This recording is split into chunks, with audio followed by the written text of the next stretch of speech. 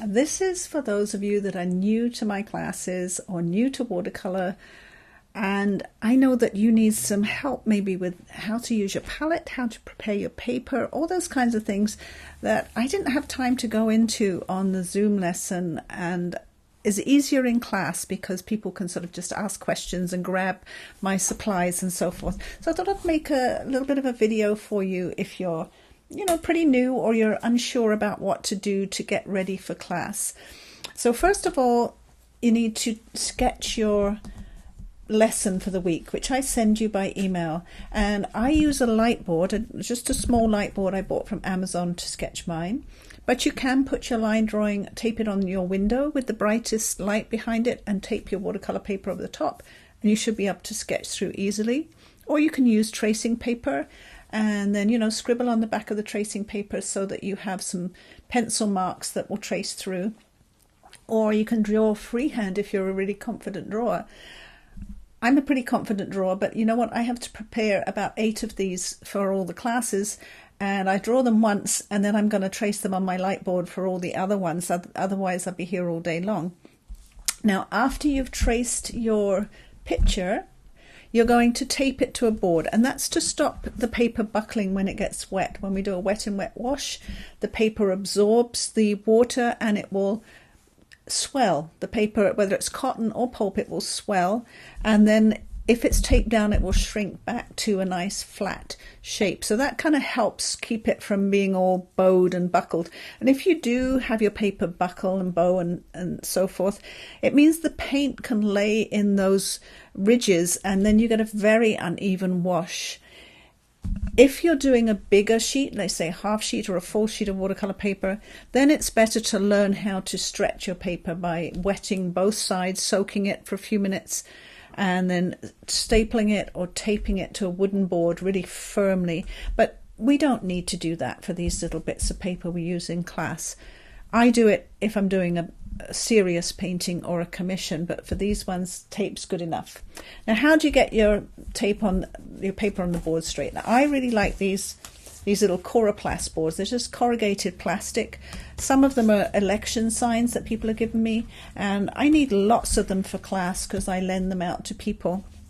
So that's why I have quite a lot of them. And then you need either a ruler, or I'm going to just zoom in a little bit. You need a ruler, or I use a quilting square because I can just lay that line on the edge of the paper there and I get a really nice even straight line. I just use 1/4 inch, little mark on each end for the tape, turn it around. I don't want many marks on my paper, so I'm not going to put a line or anything too serious on the paper, just a little mark that I can erase later, here and here, top and bottom. Zoom out again so we can see what I'm doing. You know what, my camera doesn't always obey me when I click it. In fact, just now I recorded this and it just didn't do anything. Lost half the recording, so we're doing it again. Right, I've got some cheap masking tape that I bought at Dollarama. It works well enough for me, and I buy about 20 rolls at a time because I use it for class, so I need to save money. And push it down really firmly. So what I did was I got my piece of tape and I lined it up on those 2 little marks that I made, top and bottom, lined it up, stretched it and taped it down firmly. Now make sure your tape goes over the edge. I see people they don't tear off enough tape and then they put it on and they have little gaps here. Terrible. Don't have little gaps and don't fill them up. Throw that bit of tape away. For goodness sake, it only costs like a couple of dollars for a roll. You don't need to have horrible gaps in your border just for the sake of a couple of dollars of a roll of tape. Now, for the sides, I don't want to put the marks on the paper. I want to mark up the paper as little as possible. I'm going to put the marks on the tape for this side, here and here. And again, make sure when you judge it, take it here and judge it. Make sure you've got enough tape that you can go right over the edges. It should look like this at the corners, not all open and bits of tape not matching and not meeting. It's just tape. It's cheap, and you can throw it away when you're done. Match up your little dots you made and score it down well with your fingers, and you're ready to paint. Now, to get the tape off, if it's cotton paper, if it's 100% cotton, you can just peel it off carefully, it won't tear. If it's a student pulp paper, you need to have a hairdryer. Grabbing mine, I'm not going to turn it on and make a noise, but you need to heat this tape with a hairdryer to get it off without tearing if it's pulp paper. And to make sure that your painting's perfectly dry. Don't take your tape off if your painting's still damp. It will all buckle up and bend and not be a nice flat piece of paper. So that is how you prepare your paper for class. If you want to know where to get this plastic, you can get it all over the place. You can go to a hardware store and they'll cut you a half a sheet. The full sheet is 4 foot by 8 foot, just like plywood and other things in the hardware store and lumber stores, but they usually will cut it for you if you want a half a sheet. You can go to places and see if they've got offcuts. You can ask people who've been in, had election signs, would they give them away to you? Because people have given them to me. They're like, I've got 50 election signs, I don't know what to do with them. And I take them off their hands gratefully. And you can cut it with I have a craft knife here, Alpha knife or a Stanley knife or something, cuts like butter with one of those, and you can cut them up into various sizes. So pretty easy to find. This nice plastic board, and if you don't have this, use any kind of a board, a cutting board from the dollar store, a piece of plastic, whatever you can find around the place, a piece of glass, a glass cutting board that's heavier. This is just a kid's mat from the dollar store, and you could even tape it onto that if you wanted. That would work really well. Second thing people wanted to know about was my palettes. What palettes do I use? I use dozens of different palettes. My favorites are these very cheap plastic ones that I bought years ago for class, just because I have a huge one for my studio, and I wanted something that was easy to take to class. And I think this was $8, $7.99 or something, and I filled it up with paint, and then I didn't have enough room, so I bought another one, and now I'm trying, as I run out of paint, to get this as my warm palette, like reds, yellows, oranges, and this is my cool palette, my blues and greens and purples and so forth. So I'm trying to have one of each, but I use these all the time. I love them. I love the mixing surface. I love the size of the wells. They're great. And people say, what's this bit for? Well, this bit here is for putting your thumb through if you're a painter that stands up. And then these little holes are for sticking your brushes in. There's several holes there of different sizes for different size brushes, but I find that extremely awkward. I wouldn't do that. They just lay flat on my table. I don't close these up anymore because I have some M. Graham paints which are made with honey, and they're always sticky, and if I close the lids, they stick to the lids. I did try and avoid that happening by putting a piece of plastic like this between, but it's still stuck to the plastic. So I leave these ones open to the air. The honey keeps them liquid all the time, and those are just the ones I always have here for working on in the studio. My really giant one is very old, over 30 years old. It's a great big, huge, big palette. Cumbersome. I don't get it out very often because it's very big and cumbersome, kind of takes over the table way too much. Now, I have lots of other ones. This is a little one by De La Rowney. I got this from Walmart, and I picked it up simply because I saw it in the children's painting section. It was $4.85, I think, and I just thought I want that to put in my bag when I travel. Great little paints. I really like these. I always make a little chart of the paints. It's got a very nice little brush. Got a lift out mixing tray. Good colours for mixing. It's got a lemon and a cadmium yellow, sort of a cool and a warm yellow. It has a cadmium red and alizarin crimson, so a warm and a cool red. It has phthalo blue and ultramarine blue, a cool blue and a warm blue. It's got permanent green, don't much like this green, but it's got a phthalo green, which you can use to mix tons of different greens. Yellow ochre, nice earth colour, and a burnt sienna. You don't really need much more than that to do a good painting. This is a great little set. I do notice they have them in Michael's for like $20 now, but if you just want something very small to put in your bag for plein air or just a quick travel, this is a lovely little one. De Lorani Aquafine. Before I had that one, when I was traveling, I bought this Koi watercolor box because it was so good for taking on the plane and stuff. It didn't have any liquid paints in it. Again, I make a little chart so I know what's in there.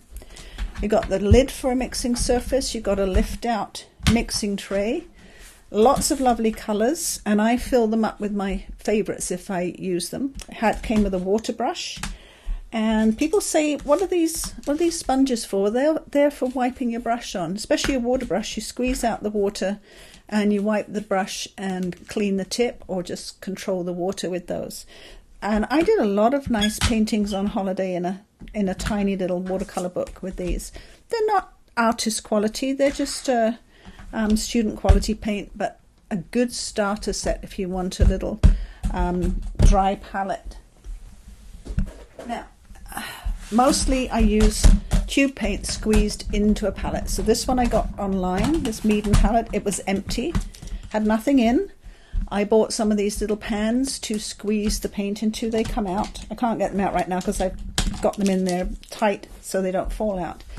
And I've just been squeezing my tube paints into there. And it's very nice to mix in a metal palette. And again, I make a little map of the colors so I know what they are. I write the names on here and keep that with the paints. And you can see the blues and purples and greys all look the same when they're dry. So you really have to have a chart so you know what's in your palette, and it helps. You can just look at that.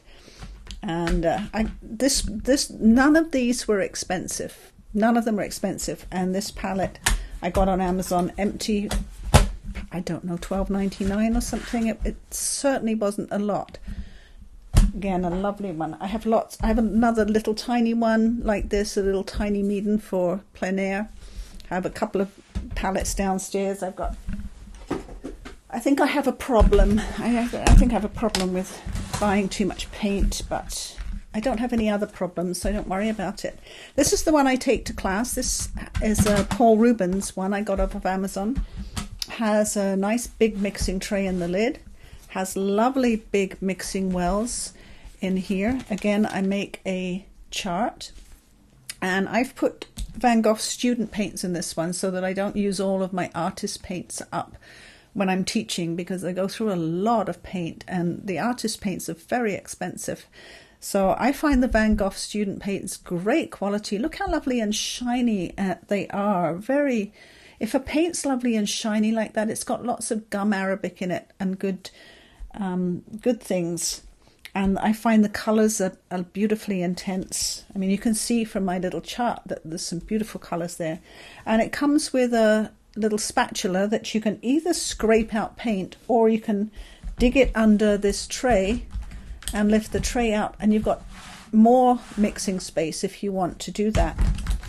And these wells are big so that you can use a Japanese or Chinese brush and pull it through the wells easily.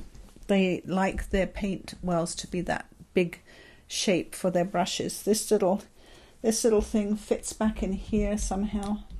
I have been having trouble getting it back in there, but I don't know why. That probably needs me to focus on it and pay a bit of attention. Anyway, that one clicks up nice and tight. It has a nice seal for taking it to class so I don't drip paint water all over the place. And a couple of other things that I have close by is I have a nice ceramic palette for mixing extra paint in if I need extra paint. And I have a I don't know what actually you call this one. It's like, we used to call it a butcher's tray. It's metal with ceramic coating, and that's pretty good for mixing too. Nice shiny clean surface, easy to wash clean. I have lots of little bowls like this that I mix paint in. Little bowls like this I can mix paint in. This is a nice little one here for mixing my white paint in. And the white that I use for beginners, if you're wanting to know what to get for your kit, I think this is the best white. I've tried loads of whites. I actually tested about 20 different whites, gouache and paint and pens and pencils. And this Dr. P.H. Martin's bleed proof white, not the white ink, bleed proof white. It's a water-based paint, lasts for years. If it dries out, you just add some water and stir it up. And you can mix that with a little bit of water and use it on your painting to give you some lovely bright whites if you need them. Mostly I leave the white paper, but sometimes you need some white whiskers, white fur, little bits of white that are nice to add at the very end. You can mask, I'm just reaching, sorry. You can mask out your white with masking fluid. This is Dr. P.H. Martin's Frisket masking fluid. I don't really like masking fluid very much. I use it when I absolutely have to. And if you do use it, you need to have a dedicated brush. I have one that has green tape around. Here it is. Cheap brush. This brush was like $3, I think. A nice thin pointy brush. I wet the brush. I get lots of soap on it to protect it, even though it's my old dedicated, it says masking on the end of it. And then I will use the masking fluid, which is skunky, horrible stuff. Use that. It has to be used on dry paper. You paint with the masking fluid on dry paper, and that will mask out any whites. But honestly, I can never get a nice line with it. It's horrible. And then you need to really wash your brush well, wash it with soap and water, and make sure that there's no masking fluid left in it. It will dry almost instantly, so you need to wash. You can't put your brush down and forget to wash it. You've got to wash it straight away. I'll tell you my very biggest pet peeve, because sometimes I'll go along and moan at people. I don't moan at people very often, but if I see people put their brush in the water like this and leave it there, it just gives me that awful feeling like fingernails on a chalkboard, you know.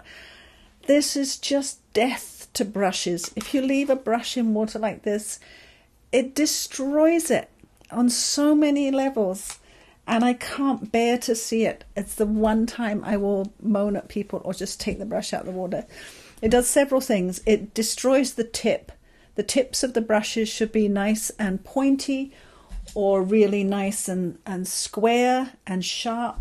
And if you leave them in the water like that, they bend on the bottom of the water bucket and get frayed on the end, and they just are useless.